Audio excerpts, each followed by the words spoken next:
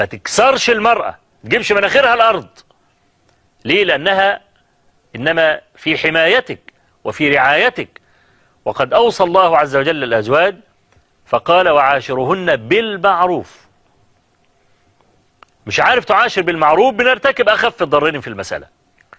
لكن إذا لم يكن ثمة شيء من الموانع فلا يجوز لك إلا أن تعدل.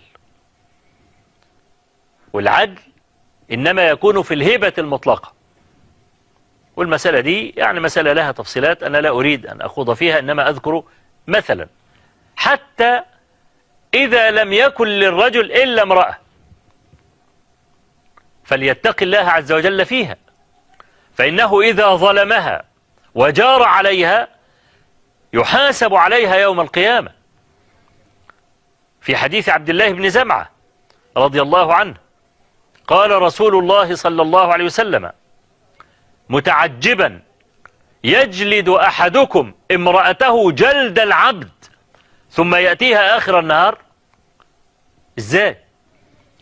امرأة مأسورة أسيرة عندك في الدار، وده وصف الرسول عليه الصلاة والسلام في آخر خطبة خطبها، أو في الخطبة التي خطبها في يوم عرفة في حجة الوداع، قال استوصوا بالنساء خيرا فإنهن عوان عندكم. عوان يعني مأسورات، ما تعرفش تطلع من السجن بتاعك إلا بالطلاق، تدي لها إفراج، إنما طول ما هي على ذمتك مسجونة.